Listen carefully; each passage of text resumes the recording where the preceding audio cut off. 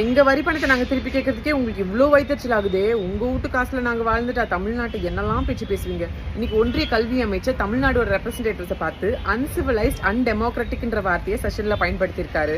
நம்ம குழந்தைங்களுக்கு அவங்க ரிலீஸ் பண்ண வேண்டிய 2200 கோடியை ரிலீஸ் பண்ணுங்கன்னு கேட்டதுக்கு நீங்க மும்மொழி கொள்கை பிஎம்சியை ஒத்துக்கிட்டா மட்டும்தான் நாங்க ஃபண்ட் ரிலீஸ் பண்ணுவோம் புதுசா ஒரு இக்க வச்சாங்க. நம்ம அமைச்சரும் நம்ம செக்ரட்டரி என்ன சொன்னாங்க, எங்க மாநிலத்துக்கு என்ன தேவைன்றது ஒரு கமிட்டி அமைச்சு நாங்க ஒரு ப்ரொபோசல் தரோம், அதை பாருங்கன்னு சொன்னதுக்கு கல்வி இன்னமும் கன்கரண்ட் லிஸ்ட் ஒத்திசைவு பட்டியல் தான் இருக்கு. ஒன்றிய அரசும் மாநில அரசும் சேர்ந்து முடிவு பண்ற இடத்துல இருந்துட்டு எஜமான தோணில இன்னைக்கு இதை பண்ணா மட்டும்தான் உங்களுக்கு கல்வி, நீங்க ஆல்ரெடி படிச்சுட்டு வந்து இவ்வளவு கேள்வி கேட்குறீங்க.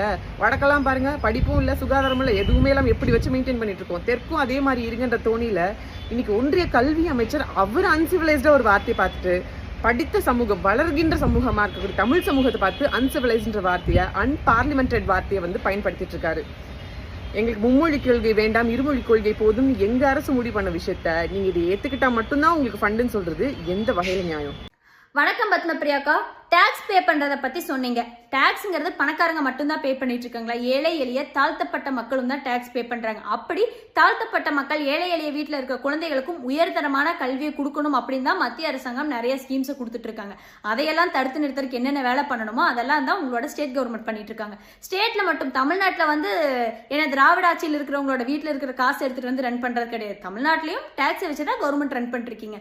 அப்படி டாக்ஸை வச்சு ரன் பண்ணும்போது எல்லா மக்களுக்கும் நல்லது தானே செய்யணும். ஏழை வீட்டு குழந்தைக்கு ஒண்ணு, பணக்காரங்க வீட்டு குழந்தைகளுக்கு ஒண்ணுன்னு சொல்லி பாகுபாடு பார்க்க கூடாது இல்லையா? அந்த பாகுபாடு ஏன் வருது அப்படின்னா, கல்வி அப்படிங்கறத ஒரு பெரிய பிசினஸா எடுத்து பண்ணிட்டு இருக்காங்க. இப்ப பிஎம் ஸ்கீம்ஸ்ல ஸ்கூல்ஸ் எல்லாம் டெவலப் ஆயிருச்சுன்னா ஏழை வீட்டு குழந்தைக்கும் பணக்கார வீட்டு குழந்தை படிக்கிற அளவுக்கு உலகத்தரம் வாய்ந்த கல்வி கிடைச்சிடும். அப்போ உங்களோட ஸ்கூல்ஸோட பிசினஸ் எல்லாம் டவுன் ஆயிரும் அப்படிங்கிற ஒரே காரணத்துக்காக தான் நீங்க அந்த ஸ்கீமே இங்க வரக்கூடாதுன்னு தடுத்து நிறுத்திட்டு இருக்கீங்க. கேட்டா ஹிந்தி இம்போஸ் பண்ணிடுவாங்க, தமிழ் அழிச்சிருவாங்க அப்படின்னு சொல்லி பொய்ய டிராமா பண்ணிட்டு இருக்கீங்க. நீங்க சொன்னது கரெக்ட் தான். பிஎம் ஸ்ரீ ஸ்கீம் கன்கரண்ட் லிஸ்ட்ல தான் இருக்கு. 40-60 ரேஷியோல ஃபண்டிங் பண்ணி அந்த ஸ்கூல்ஸை டெவலப் பண்ணணும். நீங்க ஃபர்ஸ்ட் எந்தெந்த ஸ்கூல்ஸை டெவலப் பண்ணலாம் அப்படின்னு ஸ்கீமை ஃபர்ஸ்ட் அக்செப்ட் பண்ணணும். ஸ்கீமே அக்செப்ட் பண்ணாம அந்த ஸ்கீமுக்கான ஃபண்டை மட்டும் கேட்கறது எந்த விதத்துல நியாயம் அப்படின்னு தெரியல. அதே மாதிரி 2 மொழி போதுன்னு ஸ்டேட்ல கவர்மெண்ட் சொல்லுது, நீங்க 3 மொழி படிங்கன்னு இக்கு வைக்கிறீங்க அப்படின்னு நீங்க கேட்குறீங்க. இங்க இருக்கிற ஏழை குழந்தைகளும், அதாவது கவர்மெண்ட் ஸ்கூல்ல படிக்கிற ஏழை குழந்தையும் ஏழை வீட்டு அப்பா அம்மாவும் 3 மொழி வேணும்னு கையெழுத்து இயக்கம்ல அவங்களா முன் போய் கையெழுத்து போட்டு 3 மொழிக்கு அலோவ் பண்ணுங்கன்னு சொல்லி கேட்டுட்டு இருக்காங்க. ஆனா நீ 2 மொழி தான் படிக்கணும்னு சொல்லி அந்த குழந்தையோட அறிவை குறுக்கிறதும், மொழி நிறைய படிச்சுட்டா அந்த அவங்களோட வாழ்வாதாரம் மேம்பட்டுருமோன்னு அவங்க வாழ்வாதாரத்தை அப்படியே வச்சிருக்கணுங்கிற காரணத்துக்காக 2 மொழி போதும்னு பாசிச அரசாங்கம் நீங்க நடத்திட்டு இருக்கீங்க. நீங்க பண்றதெல்லாம் பண்ணிட்டு எல்லா பழியும் தூக்கி சென்ட்ரல் கவர்மெண்ட் மேல போட்டுறது. அதே மாதிரி இன்னொரு விஷயம் சொன்னீங்க, அன்சிவிலைஸ்டுங்கிற வார்த்தையெல்லாம் மத்திய கல்வி அமைச்சர் பயன்படுத்தினாரு, எப்படி தமிழக மக்கள் மேல பயன்படுத்தலாம் அப்படின்னு கேட்டீங்க. அப்படியெல்லாம் ஒரு பயன்படுத்தவே இல்லைங்க. இந்த மாதிரி திரிச்சு பேசி பொய்ய 100 டைம் கத்தி சொன்னாலும் பொய் தான். இங்க இருக்கிற மக்கள் எல்லாம் நல்லா விழிப்புணர்வோட இருக்காங்க. தமிழக மக்கள் முக்கியமா விழிப்புணர்வோட இருக்காங்க. அவங்க கூடிய சீக்கிரத்துல அவங்களோட ஓட்டுக்கள் மூலியமா உங்களோட பொய்க்கெல்லாம் பெரிய முற்றுப்புள்ளி வைப்பாங்கிறத புரிஞ்சுக்கோங்க. நன்றி, வணக்கம். எங்க வரி பணத்தை நாங்க திருப்பி கேட்கறதுக்கே உங்களுக்கு இவ்வளோ வைத்தறிச்சல் ஆகுதே. உங்க வீட்டு காசுல நாங்க வாழ்ந்துட்டா தமிழ்நாட்டை என்னெல்லாம் பேச்சு பேசுவீங்க? இன்னைக்கு ஒன்றிய கல்வி அமைச்சர் தமிழ்நாடோட ரெப்ரஸன்டேட்டிவ்ஸை பார்த்து அன்சிவிலைஸ்ட் அன்டெமோக்ராட்டிக்ன்ற வார்த்தையை செஷன்ல பயன்படுத்தியிருக்காரு. நம்ம குழந்தைங்களுக்கு அவங்க ரிலீஸ் பண்ண வேண்டிய 2200 கோடியை ரிலீஸ் பண்ணுங்கன்னு கேட்டதுக்கு நீங்க மும்மொழி கொள்கை பிஎம்சியை ஒத்துக்கிட்டா மட்டும்தான் நாங்க ஃபண்ட் ரிலீஸ் பண்ணுவோம் புதுசா ஒரு இக்க வச்சாங்க. நம்ம அமைச்சரும் நம்ம செக்ரட்டரி என்ன சொன்னாங்க, எங்க மாநிலத்துக்கு என்ன தேவைன்றது ஒரு கமிட்டி அமைச்சு நாங்க ஒரு ப்ரொபோசல் தரோம், அதை பாருங்கன்னு சொன்னதுக்கு கல்வி இன்னமும் கன்கரண்ட் லிஸ்ட் ஒத்திசைவு பட்டியல் தான் இருக்கு. ஒன்றிய அரசும் மாநில அரசும் சேர்ந்து முடிவு பண்ற இடத்துல இருந்துட்டு எஜமான தோணில இன்னைக்கு இதை பண்ணா மட்டும்தான் உங்களுக்கு கல்வி, நீங்க ஆல்ரெடி படிச்சுட்டு வந்து இவ்வளவு கேள்வி கேட்குறீங்க. வடக்கெல்லாம் பாருங்க, படிப்பும் இல்ல சுகாதாரமும் இல்ல, எதுவுமே எல்லாம் எப்படி வச்சு மெயின்டைன் பண்ணிட்டு இருக்கோம். தெற்கும் அதே மாதிரி இருங்கன்ற தோணில இன்னைக்கு ஒன்றிய கல்வி அமைச்சர் அவர் அன்சிவிலைஸ்டா ஒரு வார்த்தையை பார்த்துட்டு படித்த சமூகம் வளர்கின்ற சமூகமா இருக்கக்கூடிய தமிழ் சமூகத்தை பார்த்து அன்சிவிலைஸ்ன்ற வார்த்தையை அன்பார்லிமெண்டட் வார்த்தையை பயன்படுத்திட்டு இருக்காரு. எங்களுக்கு மும்மொழி கொள்கை வேண்டாம், இருமொழி கொள்கை போதும் எங்க அரசு முடிவு பண்ண விஷயத்த நீங்க இதை ஏத்துக்கிட்டா மட்டும்தான் உங்களுக்கு ஃபண்டுன்னு சொல்றது எந்த வகையில நியாயம்? வணக்கம் பத்மபிரியாக்கா. டாக்ஸ் பே பண்றத பத்தி சொன்னீங்க. டாக்ஸ்ங்கிறது பணக்காரங்க மட்டும்தான் பே பண்ணிட்டு இருக்காங்களா? ஏழை எளிய தாழ்த்தப்பட்ட மக்களும் தான் டாக்ஸ் பே பண்றாங்க. அப்படி தாழ்த்தப்பட்ட மக்கள் ஏழை எளிய வீட்டில் இருக்க குழந்தைகளுக்கும் உயர்தரமான கல்வியை கொடுக்கணும் அப்படின்னு தான் மத்திய அரசாங்கம் நிறைய ஸ்கீம்ஸை கொடுத்துட்டு இருக்காங்க. அதையெல்லாம் தடுத்து நிறுத்தறதுக்கு என்னென்ன வேலை பண்ணணுமோ அதெல்லாம் தான் உங்களோட ஸ்டேட் கவர்மெண்ட் பண்ணிட்டு இருக்காங்க. ஸ்டேட்ல மட்டும் தமிழ்நாட்டில் வந்து ஏன்னா திராவிட ஆட்சியில் இருக்கிறவங்களோட வீட்டில் இருக்கிற காசு எடுத்துட்டு வந்து ரன் பண்றது கிடையாது. தமிழ்நாட்டிலையும் டாக்ஸை வச்சு தான் கவர்மெண்ட் ரன் பண்ணிருக்கீங்க. அப்படி டாக்ஸை வச்சு ரன் பண்ணும்போது எல்லா மக்களுக்கும் நல்லது தானே செய்யணும். ஏழை வீட்டு குழந்தைக்கு ஒண்ணு, பணக்காரங்க வீட்டு குழந்தைகளுக்கு ஒண்ணுன்னு சொல்லி பாகுபாடு பார்க்க கூடாது இல்லையா?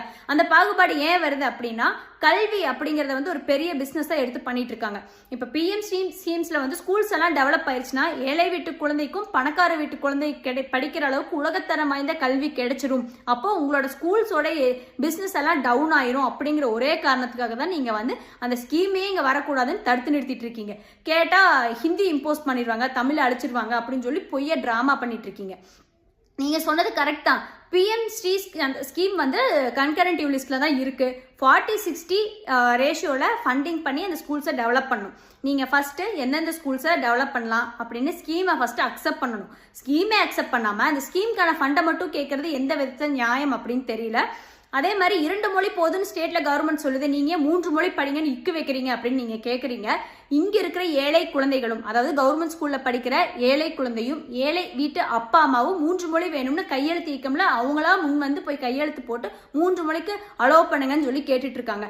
ஆனா நீ 2 மொழி தான் படிக்கணும்னு சொல்லி அந்த குழந்தையோட அறிவை குறுக்கிறதும், மொழி நிறைய படிச்சுட்டா அந்த அவங்களோட வாழ்வாதாரம் மேம்பட்டுருமோன்னு அவங்க வாழ்வாதாரத்தை அப்படியே வச்சிருக்கணுங்கிற காரணத்துக்காக 2 மொழி போதும்னு பாசிச அரசாங்கம் நீங்க நடத்திட்டு இருக்கீங்க.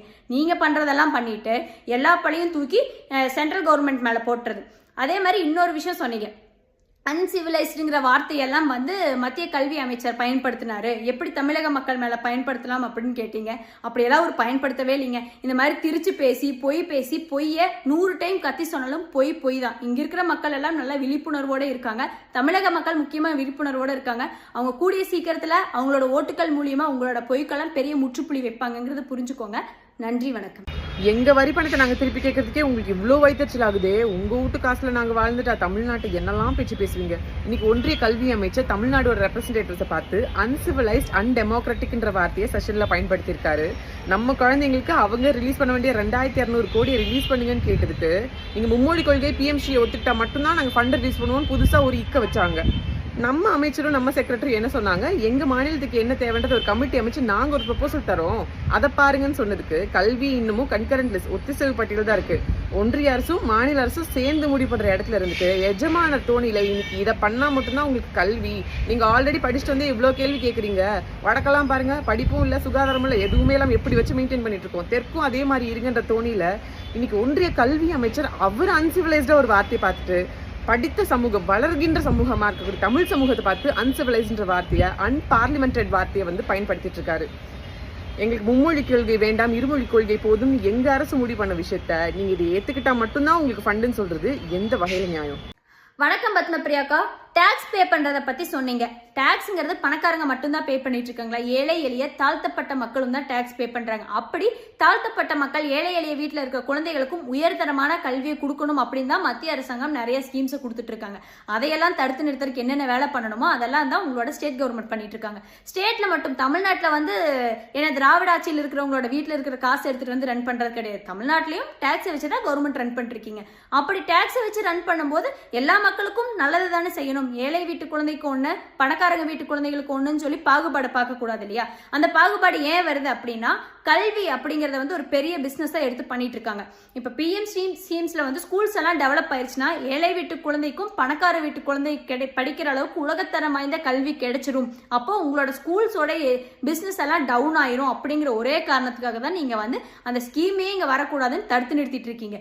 கேட்டா ஹிந்தி இம்போஸ் பண்ணிடுவாங்க, தமிழ் அழிச்சிருவாங்க அப்படின்னு சொல்லி பொய்ய டிராமா பண்ணிட்டு இருக்கீங்க. நீங்க சொன்னது கரெக்ட் தான்.